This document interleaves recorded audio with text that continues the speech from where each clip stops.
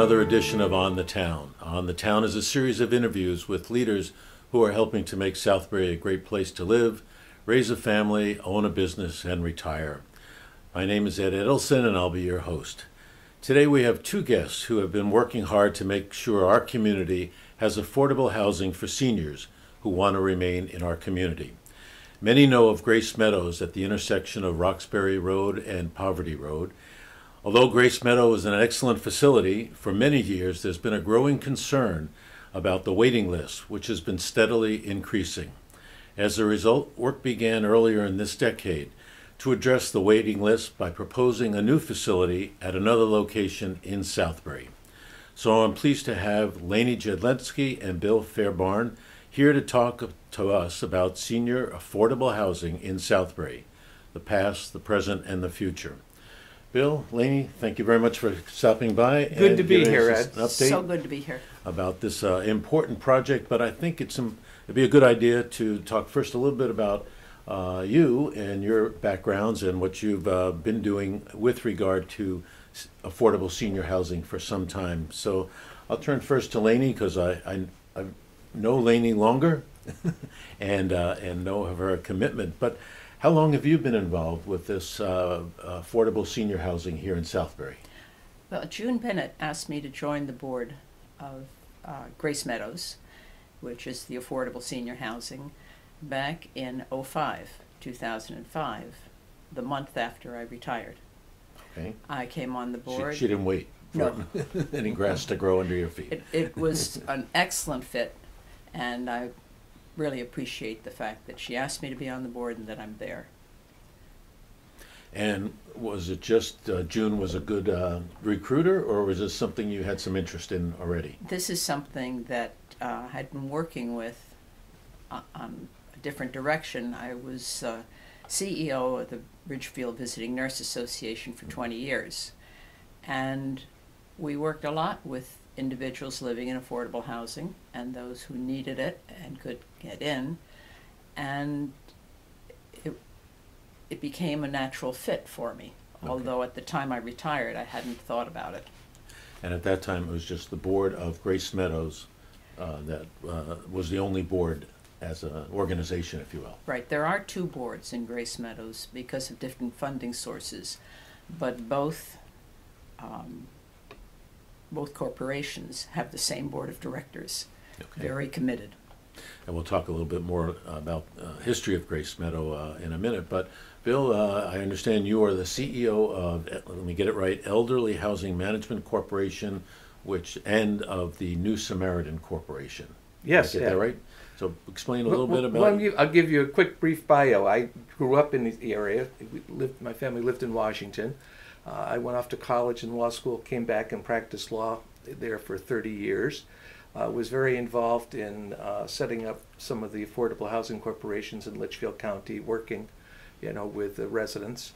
I retired in 2003 and went on the board of New Samaritan, which is the largest nonprofit provider of affordable housing, particularly senior housing in Connecticut. And the CEO got sick. They asked me if I'd step in for a couple months, and 12 years later, I'm still doing it, and it's a passion for me. I mean, it's, as Lainie has described, we have 62 sites throughout Connecticut, senior housing.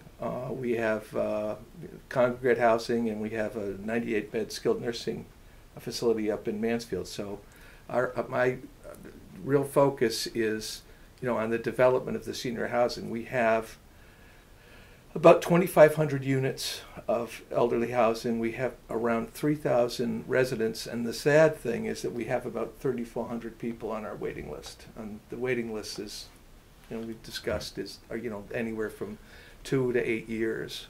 So that's not unique to Grace Meadows. You're saying that's kind of region-wide. We're seeing this phenomenon. Yeah, Connecticut is right now, I believe, is the 7th oldest state, and the demographics are, the elderly population is really expanding, and we need to make provisions. So I guess we can get into some of the issues here as we go along. Right.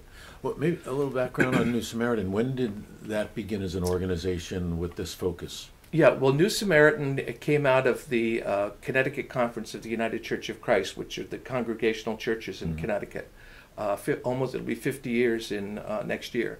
Arthur Higgins was the minister in charge of doing outreach, these kind of missions, and they started working with local ecumenical groups that recognize the need for senior housing, and that's how it started. And then once we had started building all these, we found out that there was really no good nonprofit management company that did what we do. Is unique is that we do programming. We don't just collect your rent and pay the bills. We actually do programming for our seniors, wellness programs, all those type of things. So we expanded into the management. So we've got a good 50-year track record, and we love working with Lainie and her group. We manage the Grace Meadows properties. Now, as we start to talk about trying to whittle down this waiting list, money becomes pretty important. So correct me if I'm wrong, but a lot of the money for this type of housing has been coming historically from the federal government. Is that a true statement? Yeah, that is a true statement. And the main program it's called the HUD 202 Elderly Supportive Housing Program, which started in 1959. And then it went through a couple of different funding ways, but essentially the way it's been since 1993 is the HUD would give you a grant to actually build the facility, and then they'd give you a rental assistance contract. So the way it works, the eligibility for the program is you have to be 62 years of age, and you can't earn more than 50% of area median income, and that varies throughout the state. But in our area, it's probably in the mid-30s for a single person, and for a couple be like low 40s. The real problem that we've had is that in 2011 they decided to put the 202 program into the lab to see if they could find some way to make it better or whatever. And then after 2 years, Congress went, well, gee, we haven't funded this in 2 years, and no one's complained as much, so they canceled the funding for the senior housing. So there has been no funding for senior housing through the 202 program since 2011 until fiscal year 18. So prior to them terminating the program in 2011, we were probably getting somewhere around $600 to $700 million a year for this housing throughout the country. So what they put in for fiscal year 18 was $50 million. Wow. And changed for the whole country, but changed the program to where, rather than funding the whole construction of the property, they were looking for you to leverage additional resources like tax credits. So the real problem we have now in Connecticut, which we're running into with what we're trying to do, we'll discuss here with Pierce Hollow, is that the tax credits, the ones we need are called 9% tax credits, which the federal government gives money to the states to dole out. And they don't allow the 9% tax credits to be used for senior housing. So we have no way of accessing that additional funding to build this. So this is one of the things that I was going to say, not just running the country, but doing advocacy. I spent a lot of time in Washington, D.C. at Congress trying to get these people to do good work. I just wanted to clarify one thing. The dollars you were saying, is that for senior housing or all affordable housing? That's just senior housing. Okay. Yeah, the 202 program. And then there's also USDA has a program which Grace Meadows has used as well, called USDA Rural Housing, and that's suffering the same phenomenon. Yeah. If you will. Have they reinstated USDA money, or that has not? Yeah, that's really sort of in abeyance as well. Right. Sort of. But we qualify because I believe under their guidelines we're considered a rural community. Correct. By I assume by density, population density. Right. Correct. Yeah. Okay. So so money has gotten tighter while the need has been growing here in Connecticut, I think has been the dilemma. But going back to Grace Meadow, that started here in Southbury back in approximately 1980, with the selectman at the time, the first selectman at the time, Mike Kenny, realized that the state had put in a mandate that 10% of the property in the town had to be affordable housing. So he went to the clergy of the town and said, help. The clergy and Mike Kenny came up with a board of, the board included Pastor Bill Wagner of the Congregational Church, Angela Rogers, who was at the time, while she was alive, she was the treasurer of every organization in town. A real dynamic lady. Pastor Fred McGee, and he is currently and has been the president of Grace Meadows, of both boards at Grace Meadows. So he's been on the board since the very beginning. Father Fred Curtis of the Episcopal Church, Father Jean Pelletier of the Catholic Church, Pastor Richard Merrick of the South Britain Congregational Church, June Bennett, Nancy Liedlich, and Nancy Metcalf made up the investigative and first board of Grace Meadows. They started their work in 1980. Right. The first building was completed in 1985. The second building was completed in 92. The third in 2001, and the last one in 2004. Really? So it was 24 years from beginning to end of the culmination of each building. Mike Kenny was extremely proactive and helped see that this came to fruition. The town bought the initial property where Grace Meadows sits for approximately $250,000, and then leased it back to Grace Meadows. And without the town having purchased that land, there was no way that this would have happened. Well, it's a testament to the importance of leadership in a town to kind of be the instigator, and perseverance too. Well, because the process is. And just to remind people, Grace Meadows, how many units how many units are there? Grace Meadows, there are 4 sections to Grace Meadows, and the total number of units is 88. That's a good number to remember. It's not a very big number. No, right? It is not. And so I believe it's, when I go around and I talk about Pierce Hollow Village, everyone has their own number for what the waiting list is. So the official waiting list, we'll have a little drum roll. The official waiting list for Grace Meadows is a 4 to 5 year waiting list, pushing towards the 5+ years. And as we were getting ready to record, you indicated that sort of a very amazing number as far as the average age there. Yes, I just asked what the approximate average age was in Grace Meadows, and Rosemary Borgia, our administrator there, most competent woman around, said that it was approximately 72 years old. The entire board was really surprised. We had thought the age was significantly older. Do you think it used to be older and it's come down? I mean, or just people past, didn't have good information? In the past 5 years, we've had a significant turnover, meaning deaths of members who have lived there since the beginning.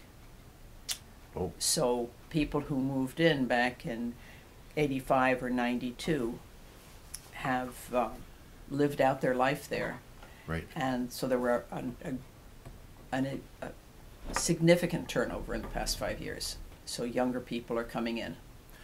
Yeah, and the way it works, Ed, is pretty much, when we open up a new facility, they'd usually be down lower at the 62-year-old age, and then they'd age in place. Mm-hmm. So depending on the age of the facility, that sort of dictates, what the median age is. Interestingly enough, we just up Route 67, we did Bernhardt Meadows, which is another 202 project, which is, I believe we have 12 units there. But the waiting list there is like 8 years.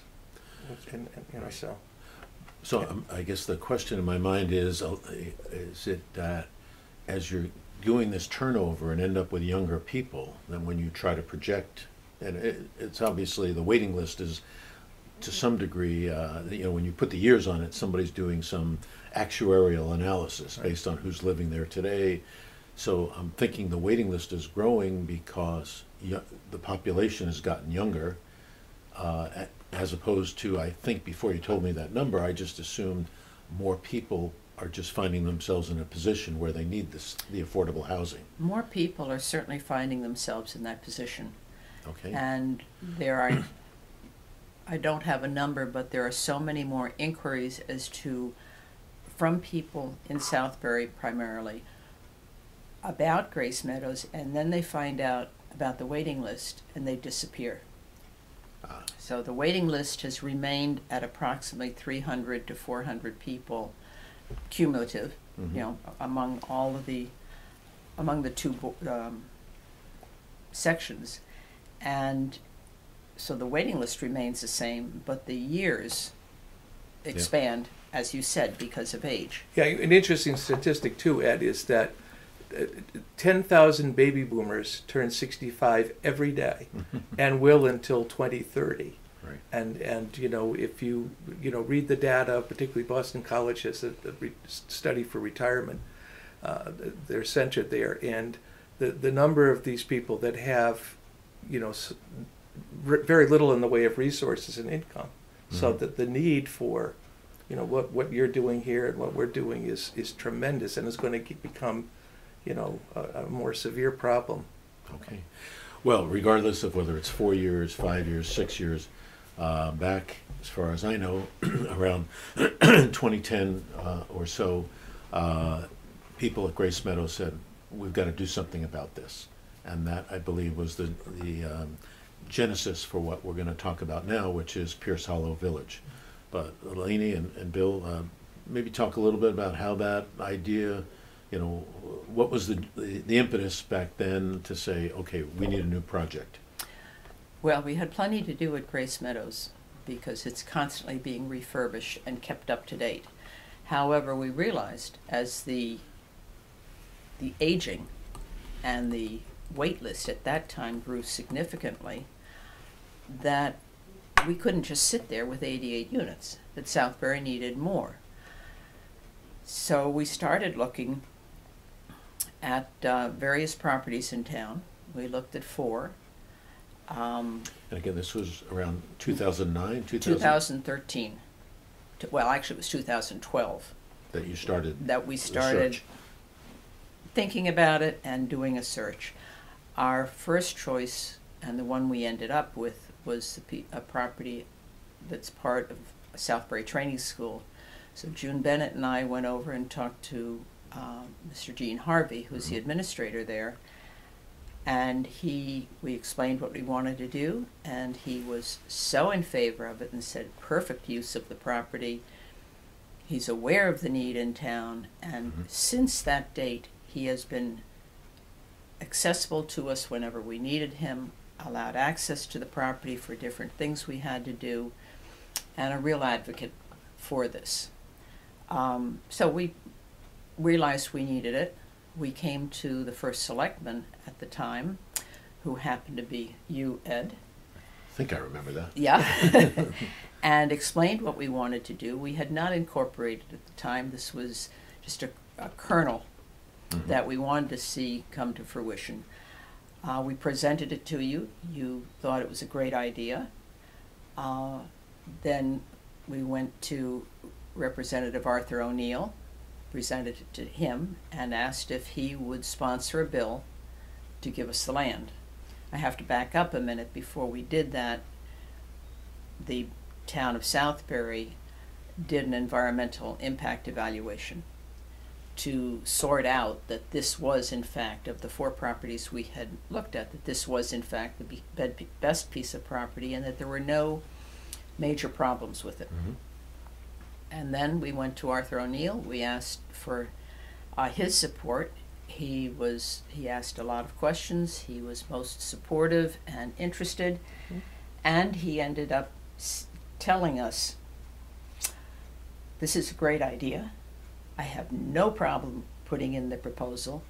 However, this is going to take more than 5 years for you to get this land from the state. And what we were asking him to do is to have the state designate these 45 acres to go to the town for affordable senior housing. And then we expect then the town would lease them to us, and we would build the property. And that was the very start. Right, and I thought nothing would happen for 4 or 5 years. Right. Because you told me that. Exactly. 6 months later, we had the property. The bill was passed. The bill was passed. It was unbelievable. Many of us went up and offered testimony to the legislature, and the bill was passed apparently unanimously. It was a great day. At the time, we expected, part of the legislation was that we would not receive the land until Southbury Training School no longer needed it. Right. And at that time, the guesstimate was a year. And this was in 2013. Fast forward. Can I just make one point? The other thing, though, that happens now is funding that you had kind of assumed would always be there. The HUD funding, the 202, available year after year after year, just timing. While one thing is progressing so quickly, the state, the federal government is retrenching, which I think initially you were implying, Bill, we thought was temporary. It was right, this, you exactly. called it, take it to the lab, I guess, to evaluate, is this an effective program? Well, it sort of died in the lab, unfortunately. You thought it was a hiatus, it was a funeral. But Yeah, exactly. That's exactly right. There was no way that any of us thought that HUD funding would not be available. Right. That was, that was an impossibility. From there, I can't even remember where I was now. Or in 2013, we're kind of assuming that the site, which did have some residents there, it would be a year or maybe 2 before all of them would move out. And that, I think, was in the legislation. That's the town right. the land could not be transferred to the town until every resident had left on their own volition. So we weren't going to be in the business of pushing anyone out and saying, Correct. you got to go. No, we didn't want that. We just sat and waited, and it turned out that it wasn't until the early 2016, 3 years later, that the land was in fact vacant, and that the commissioner sent us the letter saying that we could have the land. The land, incidentally, was valued between $3 and $4 million. I was not part of that valuation. I don't know how it was done, but that's what I was told. If I could, Yeah. the state in general doesn't give land away even to a town. So this was really quite exceptional. Absolutely. From my point of view, that the state was sort of recognizing the need and said, as long as the town only uses it for affordable senior housing, you can have 45 acres for free. And I believe, the lease arrangement, I don't think we ever got that far. It would be something like $1 a year or some nominal amount. It would follow, we anticipate that it would follow exactly the same as the lease on Grace Meadows, because the town owns all of that property. During this time, in 2013, Pierce Hollow Village was incorporated, and that, I won't go into the story of getting incorporated, but Thank you. we received our first grants, and at that time, Attorney Gail McTaggart joined the Pierce Hollow Village team and has been at our side ever since.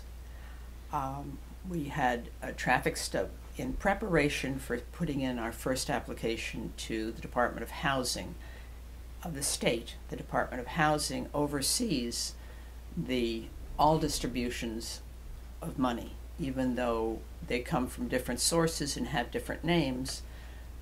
The Department of Housing is the one that is the gatekeeper. So in preparation for that, we did the traffic study. We worked closely with the zoning, planning and zoning at the town. They were phenomenal to work with. Lots of tough questions, looking and making sure we had the right answers. And zoning was changed so that with the town planning and zoning department, so that affordable elderly housing or senior housing could occur in that location.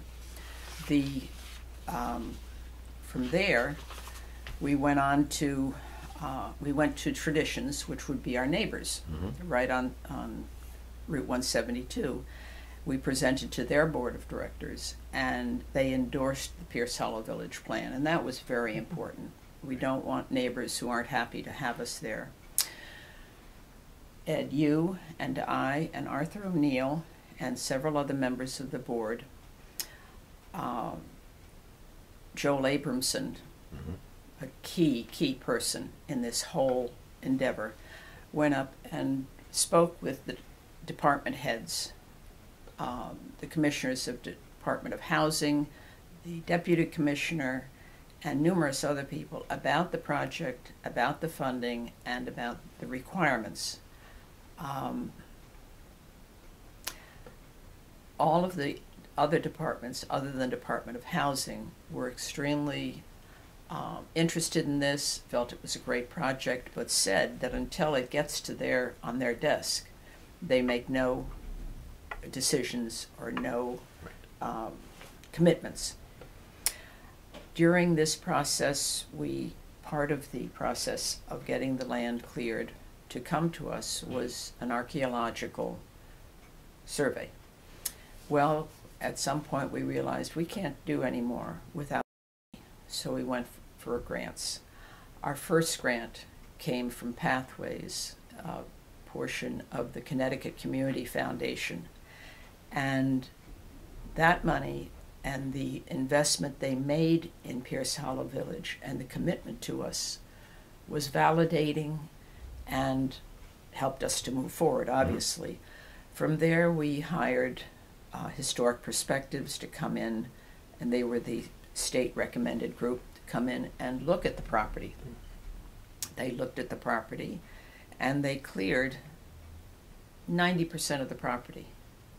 But that other 10% they found had the potential for artifacts. So we went from an initial screening to a more in-depth screening, which then narrowed the area. And at this point, we won't go through all the stages, but at this point we have one area within the circle in our land that has artifacts that need to be removed. And as soon as we have more money, we will finish that archaeological dig.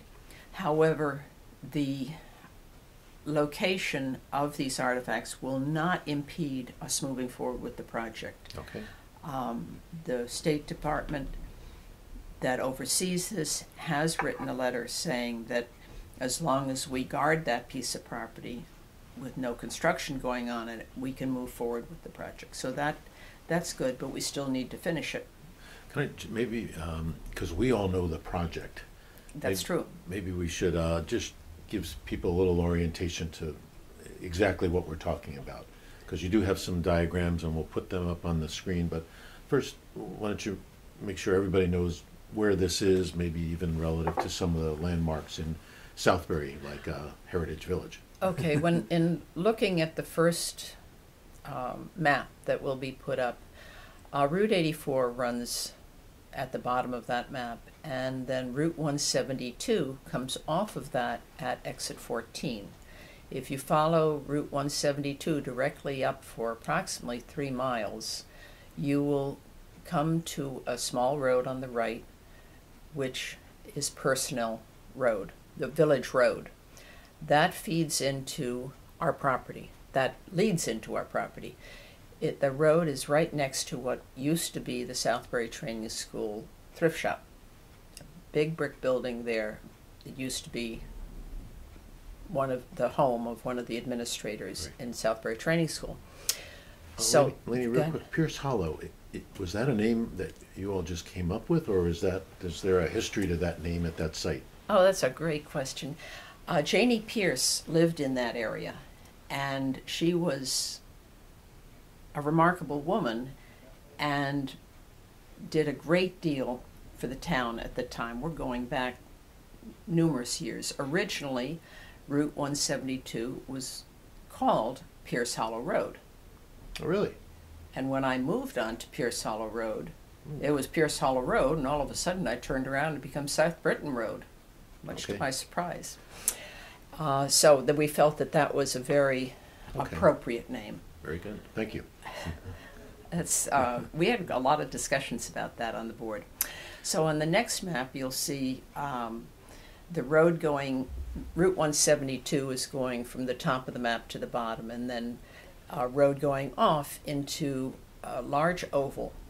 The oval is the center of where all of the cottages that the personnel, a lot of the personnel at Southbury Training School used to live. All the black dots are their cottages. After the personnel were moved out, residents moved in there on their way to group homes, and that was the wait that we had to do. So then in picture number 3, you'll see a shadowed out area. The entire area in the picture is the 45 acres. Great. The shadowed area on the left of the picture is the area that we would be using for construction. The rest of it would remain in natural, in its natural state. It's quite steep, so although the lower part of it we might be able to do nature walks, the upper part is quite steep and not appropriate for anyone over the age of 12 to be climbing. And the last picture, the last plaque, is our conceptual drawing of what Pierce Hollow Village would look like. Each building will hold 45 residents. Each building will be a phase unto its own, so that the first 145 will be done as soon as we can, and then the next, and so on. The road comes into the area from the bottom left and comes up and goes to each of the buildings. The architect has done a marvelous job of maintaining as much green and natural area as possible, just dropping these buildings in among it. We're very pleased with this, and the architect came to us through Bill and through New Samaritan, and his name is Shadler. Henry Shadler? Henry Shadler, and Henry's probably done all our buildings since we started in 1970. and Paul. Yeah, and Paul Selnow, his partner, right? And Paul Selnow. So it's Shadler and Selnow. They've done a really nice job with this, we believe. Every place we've shown it, which is numerous, has been delighted. No structure will be more than two stories high, and the highest tip of the roof would be no more than 30 feet. And I think so for those people who've been to Grace Meadows, if I remember correctly, it's a little different in the sense of common hallways, so that if you wanted to visit somebody down the end of your building, you wouldn't have to go outside. Correct. Is it- Right. So Correct. for winter time, it's a little more, I don't know, I'm trying to think of a good word, but Safe. And safe, accessible. but right. accessible, so that Right. people don't get locked into their own unit. Right. Since when Grace Meadows was built, the philosophy was make it as natural as their own homes. Since then, people who have worked with the elderly and aging in place have identified the fact that the community setting where you are more likely to run into someone more frequently is very important. So even though I don't like Mr. Smith down the hall, if I pass him in the hallway, even if they don't say anything, that is a contact. Yep.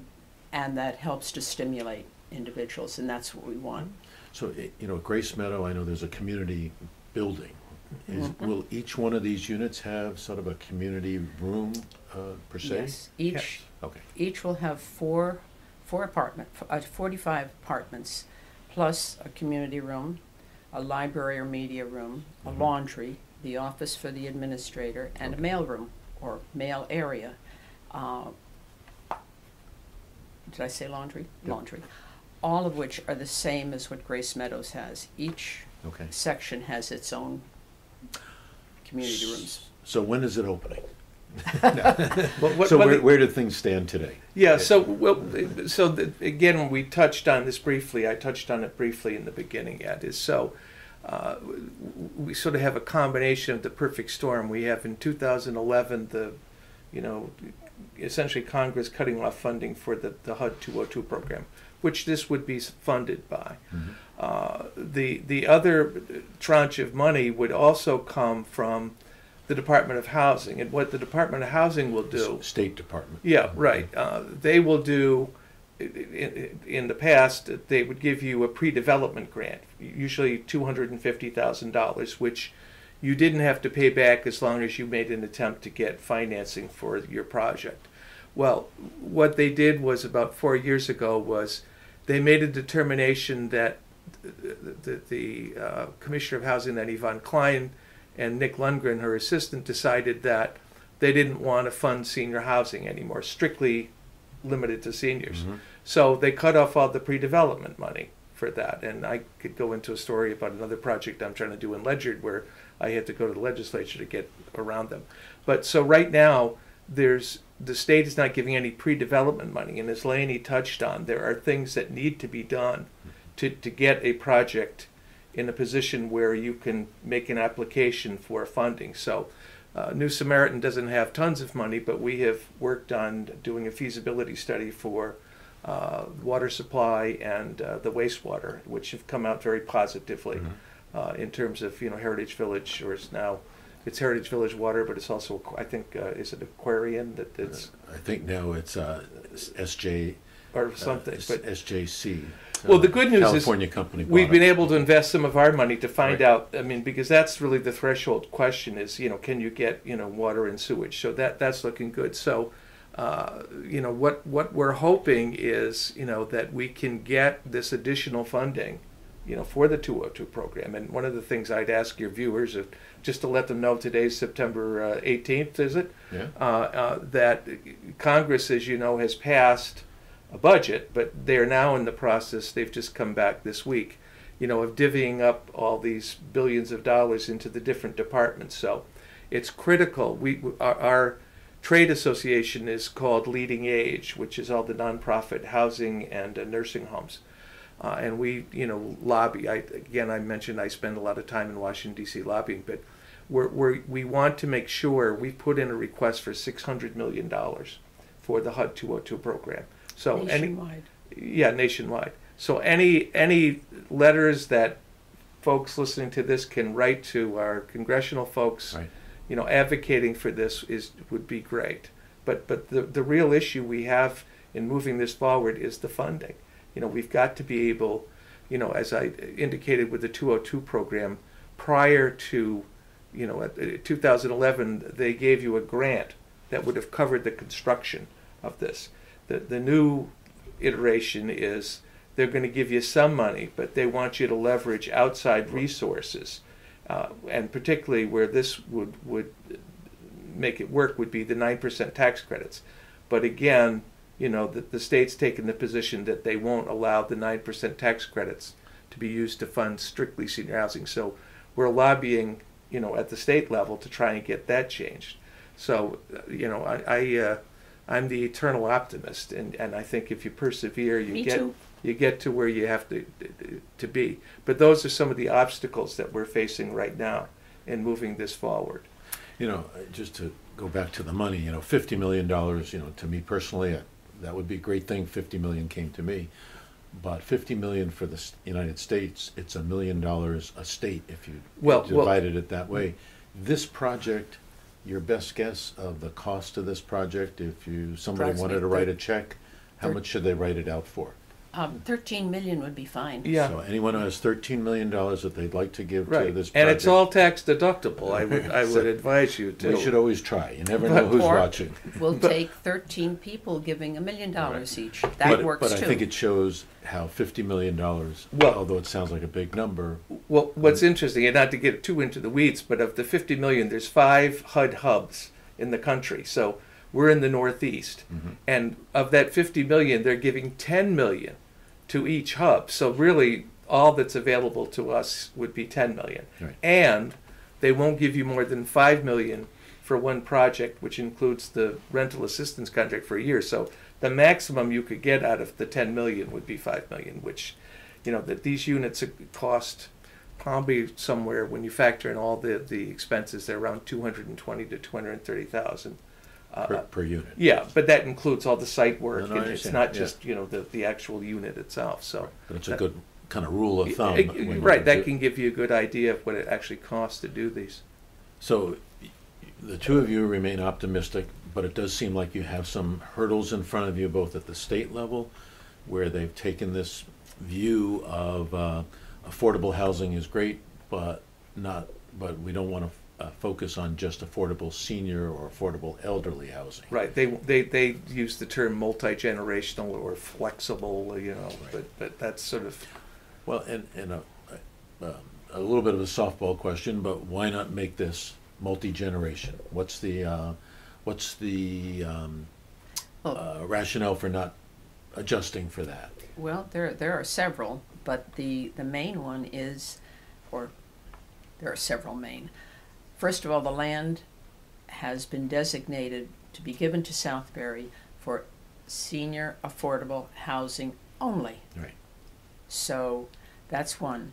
The second is that the board of directors and those of us who are putting in mega time and efforts into this, because we see the phenomenal need here in Southbury. Southbury needs this housing, Mm-hmm.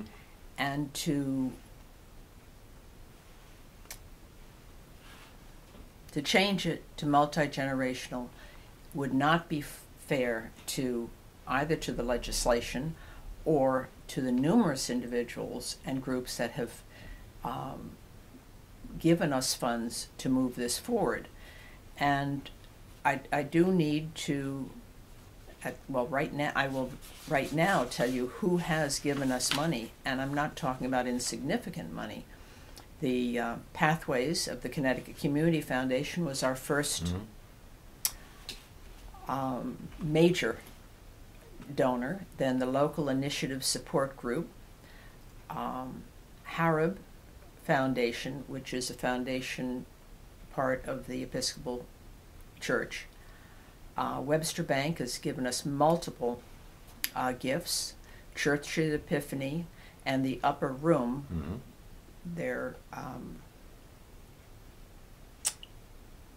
thrift shop, Right. has Okay. given us multiple gifts. The Nitwits of South Britain Congregational Church has given it. Outreach Programs of South Britain Congregational Church. Newtown Savings Bank has given us multiple gifts.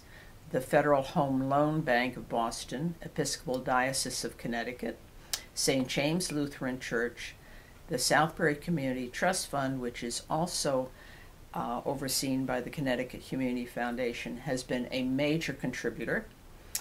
And then the Give Local program through the Connecticut Community Foundation, as well as individual donors. These people have seen the value, have seen the need, and have given us the money to get as far as we've gotten. We've done surveying, wetlands, traffic study, marketing study to see, although we felt there was a need, is there really a need? And these studies don't come inexpensively. It's been fun.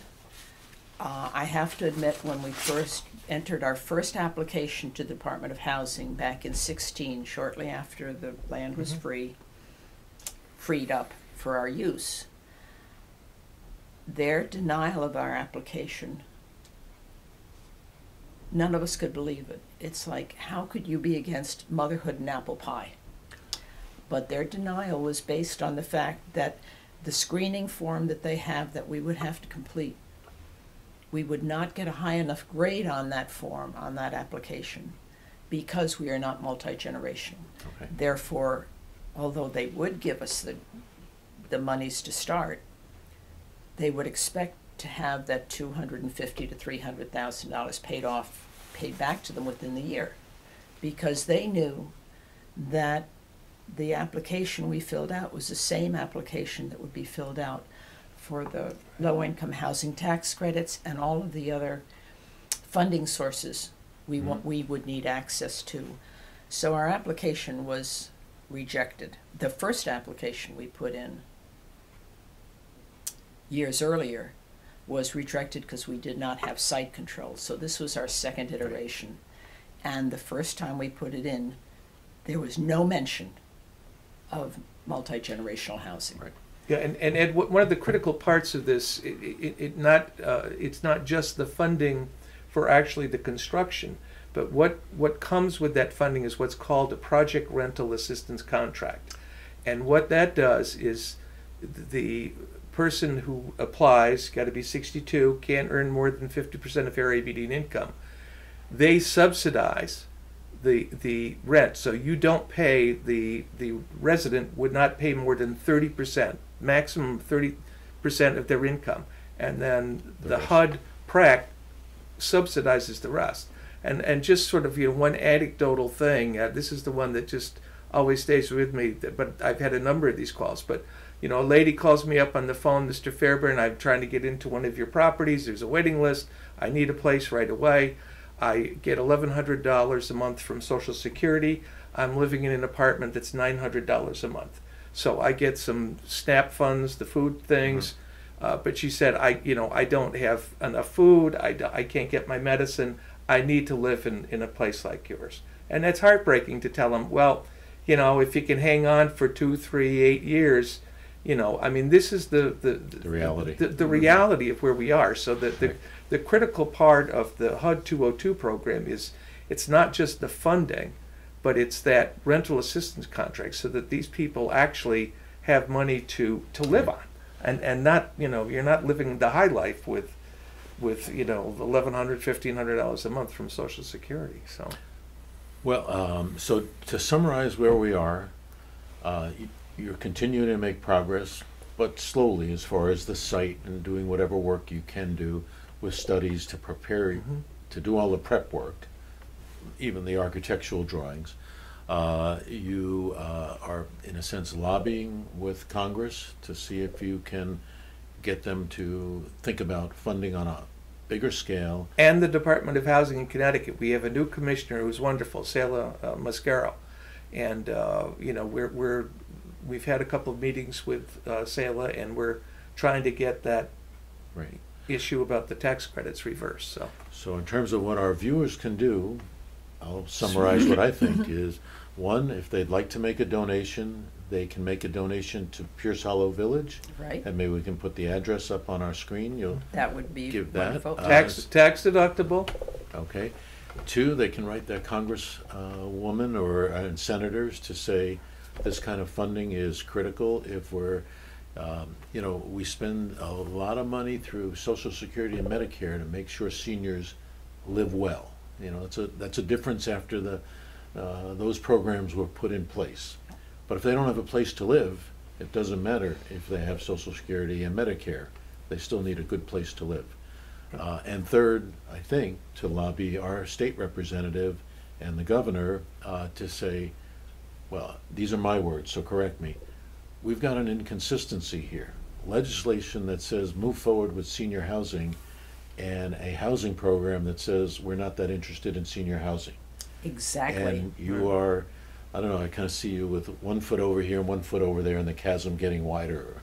Well, I also serve as president of our local community housing trust in Washington, and the issue there is not just senior housing, but the property values are so high. I mean, you can't buy the cheapest house in Washington. I looked at the MLS the other day. It's a one-bedroom, 774 square foot cottage, which is in great shape, all fixed up and everything, but it's $327,000. So our school system, Region 12, Chappaqua, which I served on the board 17 years, when I left in 2000, we had 1,200 kids. It's now down to 600 kids. So there's an issue. I mean, we need housing for younger people too. Also, but, it's not one or the other. But our focus right now is we've got to do something for our seniors. This is really, and we do it, Lainie and our organization do it from the terms of the dignity of the individual. But if you look at it from a financial standpoint, this is about 3 years ago, Medicare spent about $80 billion on people that had falls. Well, people in our places get fall training. They have safe. I mean, so there's a financial. If you look at how what we do actually benefits the whole Medicare program, because the people aren't having these accidents and things that end up, it's all coming from the same trough. It's federal money, so it's. If I could just make one other point. This is where my kids say, get the animal tranquilizer dart gun for Dad because it's getting too passionate. Right? So I'll shut up. That's okay. No, I was thinking more about the waiting list and something you said earlier. I mean, we might be underestimating it. You kind of said people, when they call Bill up and tell him their story, and he says, well, can you hang on for a couple of years? And they say, a couple of years is a waste of my time to put in an application.